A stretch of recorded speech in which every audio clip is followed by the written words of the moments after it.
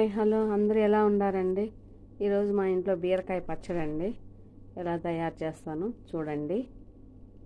నేనైతే ఇలా తొక్కు తీసుకొని రెడీగా పెట్టుకున్నానండి. ఒక బుల్లి ఎర్రగడ్డ కూడా తీసుకున్నాను. మామూలుగా ఫ్రెష్గా ఉండే వాటికైతే తొక్కు తీయాల్సిన అవసరం లేదు. తొక్కుతో కూడా పచ్చడి చేసుకుంటామండి, టేస్ట్ బాగుంటుంది. ఇది కొద్దిగా 2 days అయింది తీసుకొచ్చి, కాబట్టి తొక్కు తీసేసాను. ఓకేనా? ఇలా కట్ చేసుకొని రెడీ చేసి పెట్టుకునేసానండి. కొద్దిగా జీలకర్ర, మెంతులు, ఆవాలు, ధనియాలు వేసుకోవాలండి. ఇప్పుడు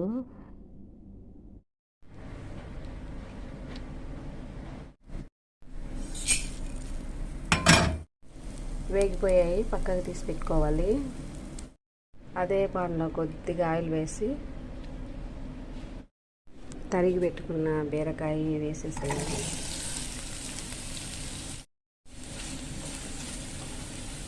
ఇలా వేగిన తర్వాత కొద్దిగా చింతపండు వేసుకోవాలండి.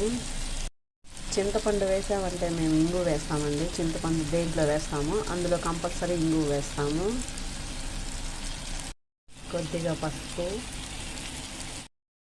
ఉప్పు వేసి ఇంకొద్దిసేపు వేగనియాలి. ఒక చిన్న టమాటా కడిగి కట్ చేసి వేయాలండి.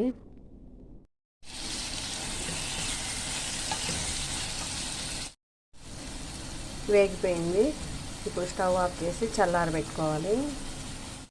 ఇప్పుడు వేయించుకున్న వీటిని మిక్సీ పట్టుకోవాలండి. ఫస్ట్ ఇలా మిరపకాయలంతా నలిగిన తర్వాత ఇది వేసుకునేసి చల్లారిన బీరకాయని మిక్సీ కొట్టుకోవాలండి. కచ్చా పచ్చాగా కొట్టుకోవాలి, మెత్తగా పట్టుకోకూడదు. ఇలా కచ్చా పచ్చాగా నూరుకోవాలండి. మేమైతే పచ్చళ్ళు ఎక్కువ ఇష్టపడతామండి. ఎందుకంటే టిఫిన్లోకి, దోశకైనా, ఇడ్లీకైనా, అన్నంలోకైనా, సంగట్లేకైనా బాగుంటాయి తినడానికి. పచ్చళ్ళు చేసినప్పుడు మా ఇంట్లో పచ్చడే మిగలదండి, చాలదు. లేకండి ఎండుమిర్చి, ఆవాలు, ఒడిమ, కొద్దిగా కరివేపాకండి. ఈ ఒడిమ అసలు మేము పచ్చళ్ళలోకి, పులగూరలోకి ఎక్కువ వాడుతూ ఉంటాము. కార పచ్చళ్ళలోకి టేస్ట్ బాగుంటుందండి.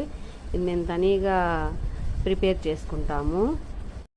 ఆకు పప్పు వేసి పులగూర రుద్దుతాం కదా, అందులోకి కూడా దీన్ని యూజ్ చేస్తాము. టేస్ట్ బాగుంటుందండి ఇది యూజ్ చేస్తే.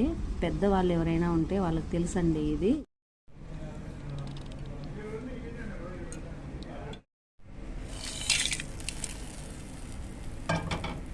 వేగిపోయిందండి. ఇప్పుడు దీంట్లో పచ్చడి వేసేస్తున్నాము.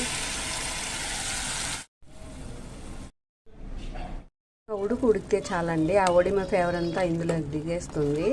టేస్ట్ బాగుంటుంది. అయిపోయిందండి, రెడీ. సూపర్గా తయారైందండి ఈ చట్నీ.